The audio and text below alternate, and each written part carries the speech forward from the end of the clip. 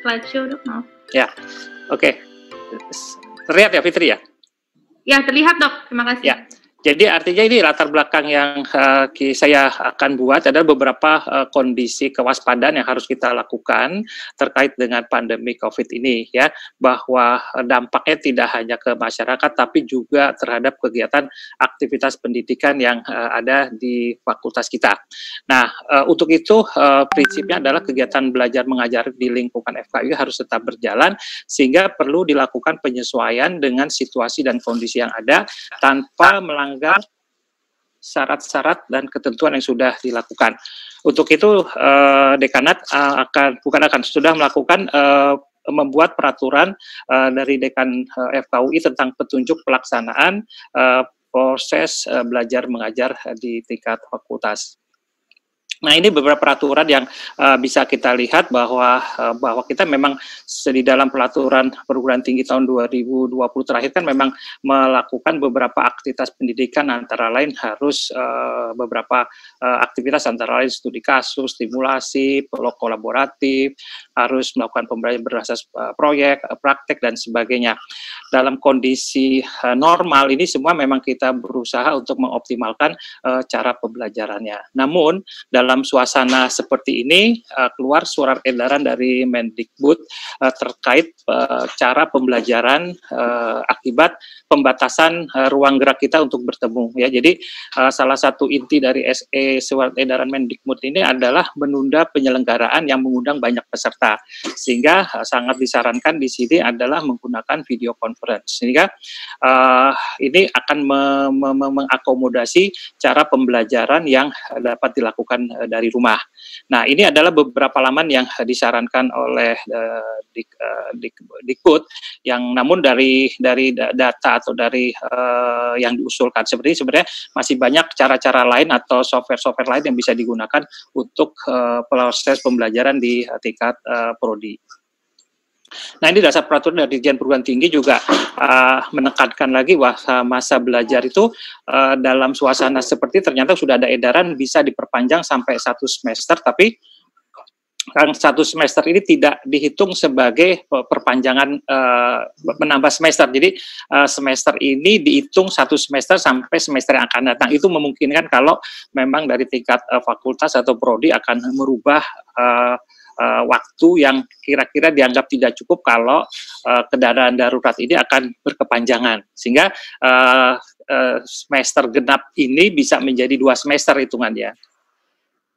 Nah, ini juga beberapa dari surat edaran dari rektor juga sudah ada untuk mengakomodasi berupa kebijakan-kebijakan untuk merubah cara pembelajaran. Nah, sampai MKKI pun juga memberikan surat edaran bahwa kita dapat melakukan berbagai penyesuaian terkait proses pendidikan. Artinya level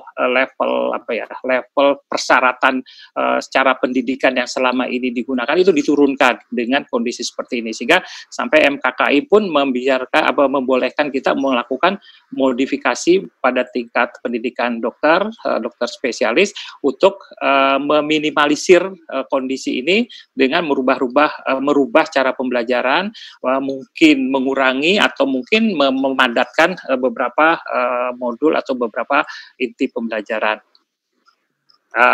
Ini juga sama, ini penekanan saja bahwa malah dari MKKI perlu melakukan penundaan masa studi ya. Namun pada prinsipnya adalah jangan sampai merugikan peserta didik akibat memanjang pembebanan biaya, terus kelulusannya tertunda, terus penelitian tertunda dan sebagainya, sehingga dari edaran atau surat-surat edaran yang sudah ada dari institusi di atas kita berusaha mengakomodasi apa yang harus kita lakukan pada tingkat prodi. Ini surat edaran dari Pak Dekan yang menunjukkan bahwa bekerja di rumah juga diberlakukan untuk seluruh staf dekanat ya, baik tendik sama staf yang lain. Nah, ini perubahan yang akan kita akomodasi, yang nanti masing-masing prodi bisa memilah mana yang bisa dimanfaatkan, celah peraturan, jangan sampai perubahan-perubahan yang dilakukan selama kondisi ini di luar dari aturan yang ada. Ini kita tahu bahwa program studi kita ada spesialis ada 31 prodi dan subspesialis ada 5 prodi. Nah, yang saya sampaikan adalah perubahan-perubahan di bidang program spesialis. Sebenarnya perubahan di program studi S1, S2, S3 juga sudah dilakukan oleh manajer S1 Dr. Murti. Nah, ini kita ingat bahwa proses pembelajaran yang di program fakultas atau program studi spesial kan mulai dari seleksi masuk sampai lulusan, ya. Jadi aktivitas yang akan berubah ini terkait dengan tahapan-tahapan yang ada. Jadi kami berusaha mengakomodasi semua tahapan yang sedang berlangsung terhadap mahasiswa SP kita.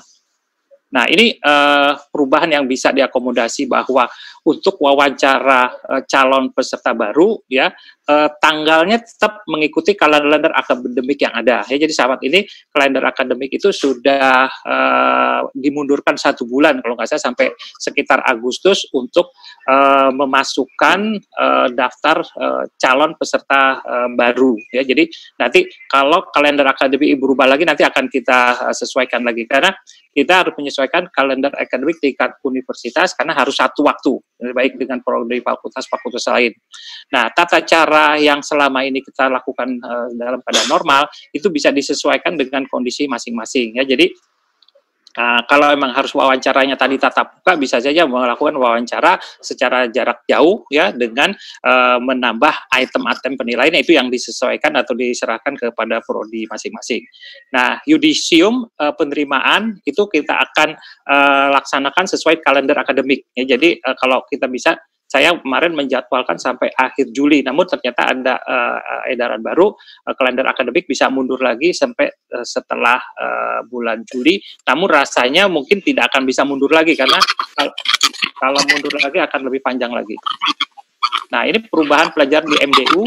MDU ini tinggal 1 modul lagi, ya, jadi proses pembelajaran sudah dilakukan berbasis online, ya, sebagian besar. Sekarang topiknya tinggal metodologi penelitian sama biostatistik. Untuk hasil evaluasi pembelajaran juga kita serahkan kepada pertimbangan KPS dan dilaporkan kepada dekan. Ya, jadi apapun yang dilakukan dengan alasan yang sudah terjadi selama ini, tinggal melaporkan ke dekan bahwa KPS merubah atau mengganti cara evaluasi yang selama ini berlangsung, ya. Nah, program studi harus berkoordinasi dengan Komkordik dan dekan apapun yang akan dilakukan, ya, bahwa dalam kondisi seperti ini dekanat tidak akan mengakomodasi apapun perubahan yang dilakukan selama berkoordinasi antara pihak Komkordik, dekan dengan KPS program studi. Ini pembelajaran di program studi. Nah, kita penugasan untuk rumah sakit jejaring itu bisa ditiadakan atau ditunda, namun berkoordinasi dengan KPS, Komkordik, dan dekan. Jadi artinya kita saling berkoordinasi saja bahwa ada beberapa yang menarik mahasiswa untuk memperkuat pelayanan di RSCM, ya. Itu biasanya pada prodi-prodi yang frontliner, ya, jadi kayak penyakit dalam, anak, itu rasanya membutuhkan tenaga yang lebih banyak untuk menambah jumlah shift jaga. Jadi supaya memberi kesempatan yang bersangkutan untuk beristirahat. Dan kita menekankan tentang APD. Jadi mau tidak mau HPD harus memakai standar yang tertinggi untuk mencegah penularan atau kontak yang kita khawatirkan akan terjadi pada peserta didik. Terus PPDS kita perkenankan kalau mau jadi relawan, ya, itu kita perkenankan, kita tidak akan menghambat, namun koordinasi dengan KPS dan melaporkan ke Komkordik dan juga melaporkan ke dekanat kalau ada beberapa mahasiswa yang masih di dalam program studi masih berlangsung, mengistirahatkan dulu atau mencutikan, nanti kita kasih izin khusus atau cuti khusus selama yang bersangkutan sebagai relawan. Nah, TOD yang di sekitar Jabodetabek dapat ditunda, ya, sesuai dengan kebutuhan. KPS harus berkoordinasi. Terus prodi juga wajib mendukung. Jadi Pak Dekan menekankan sekali bahwa data-data pasien kita terkait dengan infeksi kan cukup tinggi. Jadi sangat baik kalau ini dimanfaatkan atau dikumpul sesuai dengan prodi masing-masing untuk memanfaatkan ya. Hasil penelitian ini beberapa jurnal di dalam negeri juga sudah membuat imbauan atau membuat publikasi khusus yang terkait topik-topik COVID seperti ini. Jadi manfaatkan kesempatan ini semaksimal mungkin untuk melakukan penelitian sambil melakukan menghadapi suasana darurat. Dan KPS diberikan fleksibilitas dalam proses pembelajaran, tinggal melaporkan ke dekan, ya. KPS dengan dosen pembimbing dan dekan. Nah, untuk yang PPDS yang tahap akhir yang semester ini harus melakukan penelitian tapi terhambat, ini bisa melakukan penyesuaian, penurunan level of laporan akhir dengan modifikasi, ya. Jadi yang penting adalah harus ada koordinasi atau komunikasi dengan dosen pembimbing apakah level penelitiannya, kualitas pelayanannya mau dirubah dengan model lain, ya. Mungkin contohnya apa, mungkin diganti topiknya jadi IBCR atau kalau penelitiannya itu berlangsung sudah 50%, samplingnya udah sekitar 3/4, mungkin melaporkan hasil yang sudah ada saja. Jadi tanpa bisa menyelesaikan, karena kita nggak tahu sampai kapan ini akan berakhir. Jadi jangan sampai gara-gara menunggu samplingnya tidak selesai, si PPDS ini menunggu sampai waktu yang tidak jelas. Jadi diserahkan kepada pembimbing dan KPS untuk bagaimana menghadapi merubah suasana ini.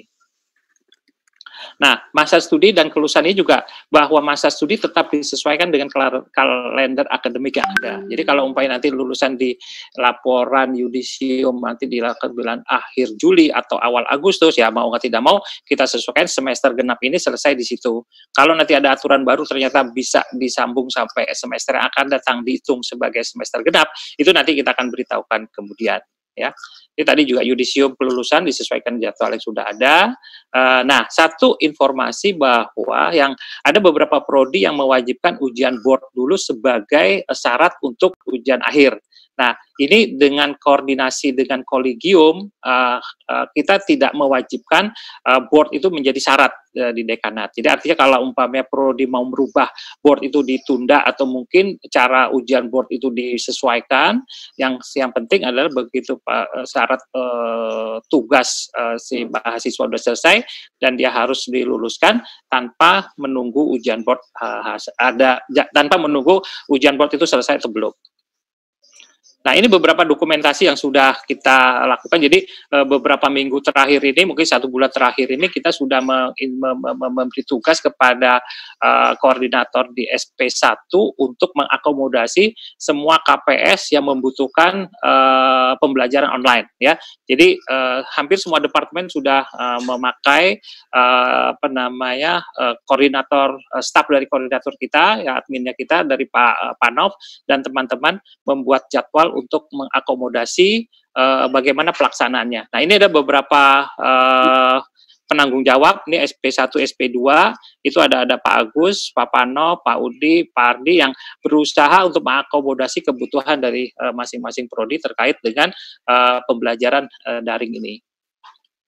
Nah, ini kalau kita lihat terakhir, bahwa program studi spesialis sudah menggunakan 9.000 jam pembelajaran selama terjadi COVID ini. Nah, ini penutupnya. Jadi peraturan ini berlaku selama masa darurat saja, ya. Jadi akan dilakukan perubahan atau revisi jika suasananya sudah berubah atau terdapat beberapa keliruan yang mungkin perlu diperbaiki untuk mengakomodasi pembelajaran yang akan dilakukan oleh masing-masing prodi. Saya rasa ini slide saya terakhir. Terima kasih Dr. Titin, Dr. Fitri. Wassalamualaikum warahmatullahi wabarakatuh.